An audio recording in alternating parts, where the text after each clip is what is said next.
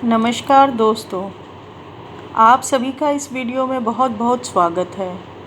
आज का जो हमारा विषय है वो है पाषाण काल।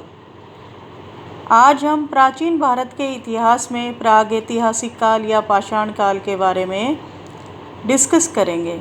जैसा कि नाम से ही प्रतीत होता है, पाषाण पाषाण अर्थात पत्थर, वह काल जिसमें मनुष्य के जीवन में पत्थर की विशेषता थी, उस समस्त काल को हम पाषाण काल कहते हैं। मनुष्य के विकास व सभ्यता की कहानी दोस्तों बहुत ही रोचक है। इस पाषाण काल को हम 3 भागों में विभाजित करते हैं: पुरा पाषाण काल, मध्य पाषाण काल, नव पाषाण काल। दोस्तों, पुरा पाषाण काल, आज हम पुरा पाषाण काल के बारे में डिस्कस करेंगे। अध्ययन की दृष्टि से हम पुरा पाषाण काल को भी 3 भागों में विभाजित करते हैं: निम्न पुरा पाषाण काल, मध्य पुरा पाषाण काल व उच्च पुरा पाषाण काल। पाषाण काल में मनुष्य का जो जीवन था बहुत ही कठिनाइयों और संघर्ष से भरा हुआ था।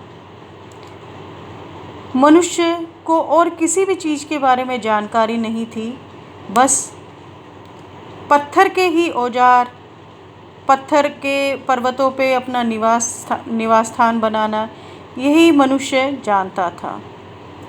पुरा पाषाण काल की मुख्य विशेषताओं में जो हमें अवशेष प्राप्त हुए हैं, इसके जो केंद्र हैं, वह भारत में सोहन नदी घाटी, व्यास बाणगंगा नदी घाटी, बेलन घाटी, कृष्णा व तुंगभद्रा घाटी, साबरमती तथा माही नदी घाटी, सोन नदी घाटी, चंबल नदी घाटी, गोदावरी तथा उसकी सहायक प्रवरा नदी घाटी क्षेत्र से प्राप्त हुए हैं। अर्थात इस प्रकार से हम कह सकते हैं कि पूर्वी भारत को छोड़कर भारत में इस सभ्यता के अवशेष लगभग हर जगह से हमें प्राप्त हुए हैं। ऐसा माना जाता है कि मनुष्य पूर्वी भारत को छोड़कर लगभग संपूर्ण भारत के स्थानों पर निवास करता था। दोस्तों, इस काल के जो औजार थे मनुष्य के, वे सारे के सारे ज़्यादातर पत्थर से बने हुए थे। उन्हीं का ही वो उपयोग जानता था। वो जिन औजारों का प्रयोग करता था वे बहुत ही भद्दे और बेडोल औजार होते थे। इस युग की प्रथम अवस्था अर्थात निम्न पुरा पाषाण काल के जो हमें उपकरण प्राप्त हुए हैं, वह चॉपर चॉपिंग, पेबुल संस्कृति तथा हैंड एक्स संस्कृति की श्रेणी में रखे जाते हैं। पेबुल क्या कहलाता है? पेबुल जो नदियों के पानी के बहाव से जो पत्थर घिस कर के जो पत्थर बनता है, उसको हम पेबुल बोलते हैं। और उस पेबुल के ही एक तरफ से फलक उतार करके जो हम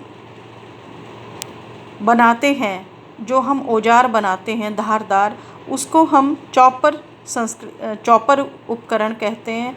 और जब दोनों तरफ से उसके फलक उतार के उसको धारदार बनाया जाता है, उसको चॉपिंग संस्कृति के उपकरण कहा जाता है। दोस्तों, इसी की दूसरी अवस्था के उपकरणों को में थोड़ा सुधार आया था।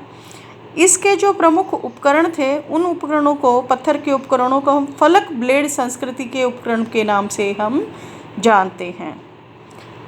तीसरी अवस्था अर्थात उच्च पुरा पाषाण काल के जो पत्थर के जो उपकरण थे, वह मूलतः ब्लेड प्रधान थे, जिनको की धारदार बनाया गया था। इसके अलावा पत्थर के अलावा हमें और भी औजार मिले हैं जो कि किस चीज़ के बने हुए हैं? हड्डियों के और सींग से बने हुए उपकरण भी हमें उस काल के मिले हुए हैं, जिसके कि पुरा पाषाण काल के जो मनुष्य था उनका प्रयोग करता था अपने जीवन यापन के लिए, अपने शिकार करने के लिए इनका प्रयोग करता था। इसके अलावा जो है भोजन के लिए मनुष्य पूर्णतया प्रकृति पर निर्भर था। पुरा पाषाण काल का जो मनुष्य था वह भोजन के लिए पूर्णतया प्रकृति पर निर्भर था। कृषि से वह पूर्णतया अनभिज्ञ था।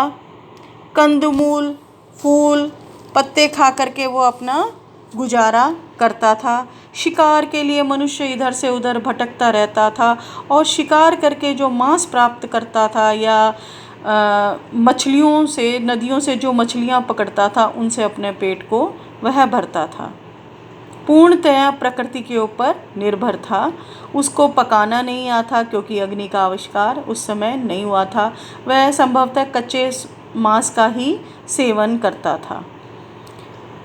निवास स्थान के बारे में ये कहा जाता है कि पुरा पाषाण काल का मनुष्य नदी के किनारे व गुफाओं में रहता था और जंगलों को ही अपना आश्रय स्थान बनाया हुआ था। यहीं पर ही रह करके आता था, जंगलों में शिकार करता और आकर के नदी में आकर के या नदी की जो सहायक नदियाँ थी या तालाब जो थे वहाँ पर आकर के अपनी प्यास बुझा लेता था। पुरा पाषाण के वस्त्र व आभूषणों के बारे में यह कहा जाता है कि प्रारंभ में मनुष्य जो था, इस काल का जो मानव था, नग्न रहता था, किंतु कालांतर में सर्दी, गर्मी, बरसात आदि से बचने के लिए उसने अपने शरीर को ढकना प्रारंभ करा। वह पेड़ की छाल व पत्तों के द्वारा अपने शरीर को ढकता था और कभी कभी पशुओं की जो खाल होती थी उससे भी अपने शरीर को ढकना उसने प्रारंभ किया था। मनुष्य का जो जीवन था वह पूर्णतः शिकार पर निर्भर करता था। वह भोजन संग्रहक की भूमिका में था। भोजन उत्पादन के बारे में उसे कुछ भी नहीं पता था। कृषि के बारे में वो अनभिज्ञ था। उसका मुख्य कार्य इस प्रकृति से लड़ते हुए अपने आप को सरवाइव करना था और उसका मुख्य कार्य शिकार करना बहुत था। वह शिकार की या भोजन की तलाश में इधर से उधर भटकता रहता था। इस काल के जो मनुष्य था, मानव था, उसके कला का कोई भी प्रारंभ में कलात्मक कोई दृष्टिकोण नहीं था, किंतु तीसरी अवस्था में आते आते उसका थोड़ा थोड़ा कलात्मक दृष्टिकोण अपनाना उसने शुरू करा गया। इसकी हमें थोड़ी बहुत जो जानकारी मिली है, बेलन घाटी से हड्डी की बनी हुई मातृ देवी की जो मूर्ति मिली है, उससे विद्वान व इतिहासकार यह मानते हैं कि यह पाषाण काल की है। इसके अलावा भीमबेटका से भी जो हमें अवशेष प्राप्त हुए हैं, अधिकतर विद्वानों का और इतिहासकारों का मानना है कि यह पुरा पाषाण काल से ही संबंध रखते हैं। इसके अलावा विंध्य क्षेत्र की गुफाओं से भी कुछ गुहा चित्र मिले हैं जिनको कि इस काल विशेष का ही माना जाता है। पुरा पाषाण काल में ही सभ्यता का बीजारोपण भी प्रारंभ हो गया था, क्योंकि छोटे मोटे शिकार तो मनुष्य आराम से कर लेता, किंतु बड़े शिकार को करने के लिए उसको एक से अधिक मानवों की या लोगों की आवश्यकता होती थी। अतः ऐसी परिस्थिति में मनुष्य ने सहयोग की भावना उत्पन्न हुई। मनुष्य को आपस में साथ रहना, संगठन में रहना, टोलियों में रहना मनुष्य ने प्रारंभ किया। इस प्रकार से हम यह कह सकते हैं कि पुरा पाषाण जो काल था, इसमें मनुष्य का जो जीवन था बहुत ही संघर्षमय था। मनुष्य को किसी भी चीज़ की जानकारी नहीं थी।